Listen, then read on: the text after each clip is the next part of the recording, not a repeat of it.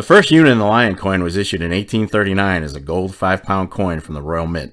Now, back then, as it still is today, it was widely regarded among the most beautiful coins in the world. But the history of Una and her lion go farther back, a lot farther back, to the year 1590. It's an epic story of dragons, knights, wizards, warriors, and other themes of the time. We're going to talk a little bit about that story and review the unit designs that are still capturing the imaginations of collectors today, so stay tuned.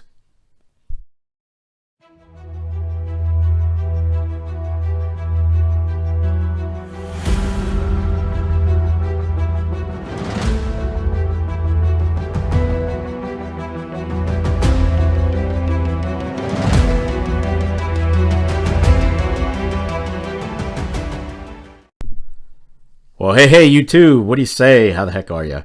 Welcome to another edition of the Silver and Gold Stack Attack, episode number 65. As always, I'd like to thank you for taking a few minutes out of your day to check out the new video, and if you'd like to help support this channel, then why not click on that thumbs up, comment down below, and subscribe if you haven't already done so. All those actions help to promote the channel, and you know I humbly appreciate the support. So today I'd like to do a feature on Una and the Lion. This timeless design was recently re-released after 142 years on hiatus by the Royal Mint, and it was an absolute immediate success. All the issues were released as limited editions, regardless of whether they were silver, gold, bars, or bullion, so they drew immediate interest and gained value really quickly on the secondary market. Now, I just kind of got into these, but I can tell you right now, I absolutely love the design on these. That is one amazing design. Absolutely love it. Kind of tough to see the details on it from here, but it is gorgeous. Beautiful design. Now, I am a little pissed off about that milk spotting because I spent a crazy amount on this 1 ounce of silver. So, not happy about it. It's really bad. Royal Mint's got to get off their ass and do something about that because it's making the collector stuff look really terrible. So, come on, Royal Mint, get with it. Get with it. These are too beautiful to be ruined by milk spots. Get with it. And I recently got this one in. This one I just got in. This is the 2 ounce version, the bullion version of Una and the Lion in a different design. This one's really cool, but as with anything, I got a couple of gripes with it. That's one of them. It is what it is, but it's a really cool design. I do like the design, but I am going to gripe about it. For the cost, this could have been a lot better. I think I ended up spending $120 on this coin. And that's $60 an ounce, guys. That's not cool. But I liked it so much I wanted it. But the more I got it in my hand, the more I got a better look at it, the more disappointed I was with it. There's really they didn't proof or fog the background. The design kind of just blends in. It just looks blah. I mean, it's an incredible design, but it wasn't featured. It's not. It just blends in. It kind of gets lost in there, and that is really unfortunate. That is really unfortunate. But it is 2 ounces. It's a nice coin.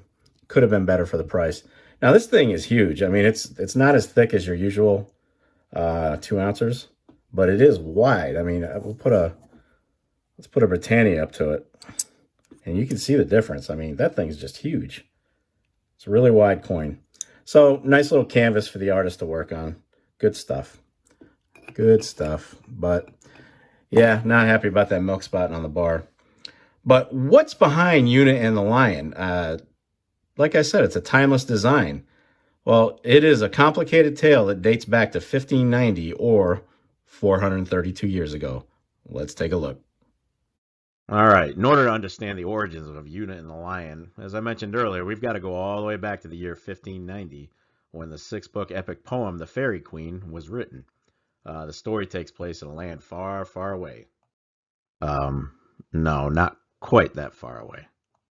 But the poem features a diverse set of characters from warriors, knights, dragons, and other beasts. And it was generally written in praise of Queen Elizabeth I, who ruled from 1558 to 1603. Oof, scary stuff right there.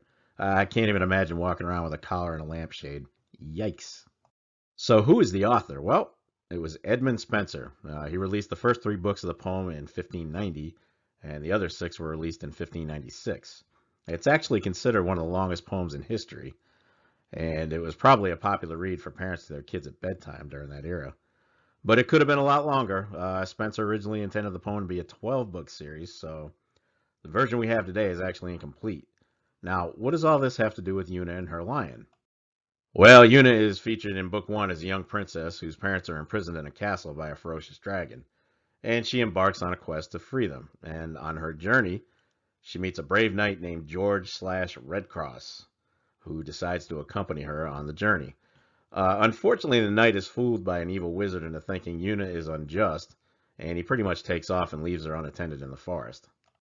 Shortly thereafter, Una encounters a fierce lion who is, well, he's so captivated by her beauty and innocence that he becomes her companion and protector for the remainder of her journey, and pretty much destroying anyone who threatens her. Now, eventually, Una and her knight patch things up, accomplish the mission, and the Red Cross Knight defeats the dragon, yada, yada, yada. So, that's a brief synopsis of Una's origin in 1590. Now, we're going to fast forward to the Victorian era in the mid 1800s. The image of Una and her lion would endure over the years, and, well, it became insanely popular during the reign of Queen Victoria, who became the Queen of the United Kingdom of Great Britain and Ireland at the age of 18 after the passing of her uncle, William IV, in 1837. Her reign ran from 1837 until her death in 1901. And that brings us to one of the Royal Mint's most skilled engravers, William Wyan. Now, William was so enthralled with Victoria's ascension to the throne that he designed a gold 1839 5-pound coin in her honor. He basically breathed life back in the original Una and the Lion design, but get this, he changed the Princess Una to the Queen Victoria. Now, this was considered a high-risk move back in the day. A sitting monarch had never been depicted as a fictional character, but it would end up being a fantastic career move as Wyan's notoriety pretty much expanded due to the popularity of the Una design. The coin enjoyed immense demand due to the design and limited availability, since it's assumed that only 300 to 500 examples were ever minted. Now, to this day, the 1839 5-pounder is considered one of the most beautiful and desirable coins in the world, and it garners insane amounts when it comes up for sale. One recently sold in 2020 for $810,000. Youch. Now, if you're wondering about the Latin text on the coin that says Dirige Deus Gressus Meus, if I even pronounced that remotely correctly, that's interpreted to May God direct my steps. And the long Roman numeral you see at the bottom stands for 1839. Seems like a lot of work for one number. Now, Wyan's original die for the Una design would last be used in 1880, and it wouldn't see the light of day until years later in 2019 when the Royal Mint scanned it, remastered it, and issued a new set of silver and gold coins from it called the Great Engraver Series. And the East India Company had to get into the Una game as well, issuing 3 reimagined designs for St. Helena Island. As with anything else from the EIC, these are limited and extremely pricey. But a timeless theme seems to have hit collectors big time since each issue quickly sold out. And last but not least, here are the bars. Now, these, like their coin counterparts, were limited editions, and they sold out very quickly. To me, this is one of the best looking bar designs that you can find.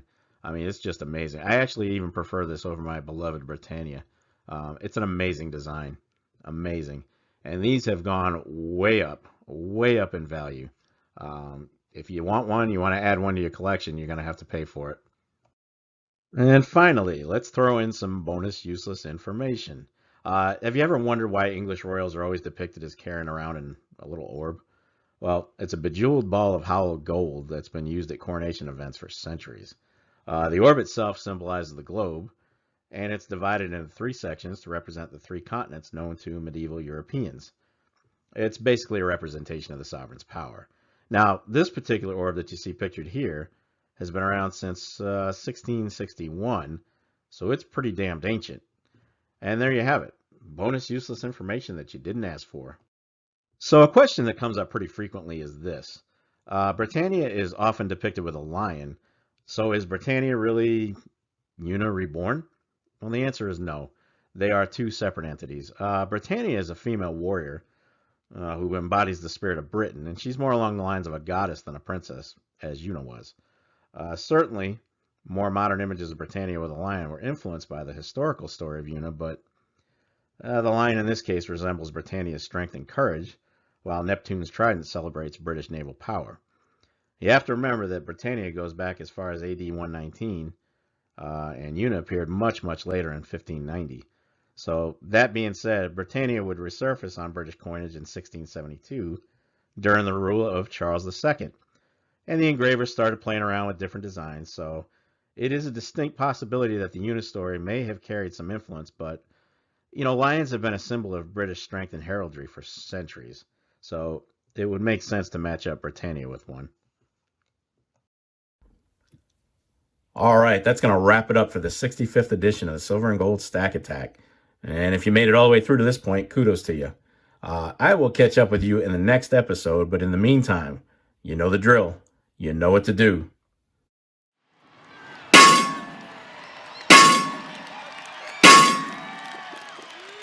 That's right. Get stacked. Stay safe, everybody. I am out of here. Peace.